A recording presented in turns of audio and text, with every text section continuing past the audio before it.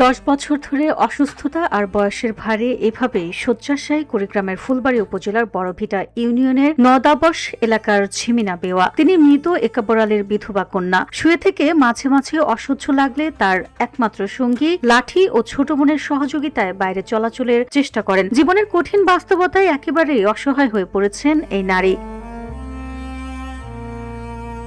জানা যায় ঝিমিনা বেওয়ার কোনো সন্তান নেই। অন্যের জায়গায় একটি ঝুপড়ি ঘরে তার বসবাস। তার দেখাশোনার একমাত্র ভরসা স্বামীর ছোট বোন বাচ্চানি বেওয়া। তিনি দিনভর মানুষের বাড়িতে কাজ করে কোনো রকমে বড় বোনের খাবার, ওষুধ ও নিত্য প্রয়োজনীয় খরচ চালানোর চেষ্টা করছেন। বাবা, আমার নাম জিমিনে। আমি 10 বছর থেকে পড়িয়েছি। আমার ছেলে মেয়ে কেউ নাই। অর্থের অভাবে ঝিমিনা বেওয়াকে কখনো কোনো অভিজ্ঞ ডাক্তারের কাছে নেওয়া সম্ভব হয়নি। স্থানীয় এক পল্লী চিকিৎসকের পরামর্শে চলছে তার চিকিৎসা, কিন্তু দীর্ঘদিনের অসুস্থতায় তার শারীরিক অবস্থার আরও অবনতি ঘটছে বলে জানা গেছে।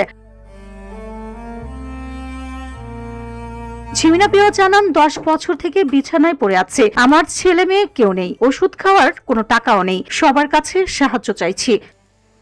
এলাজে বাবা ওষুধ খান, তার কিছু নাই। আমি কিছু সাহায্য চাই, আমি কি ওষুধ খাতে পারি।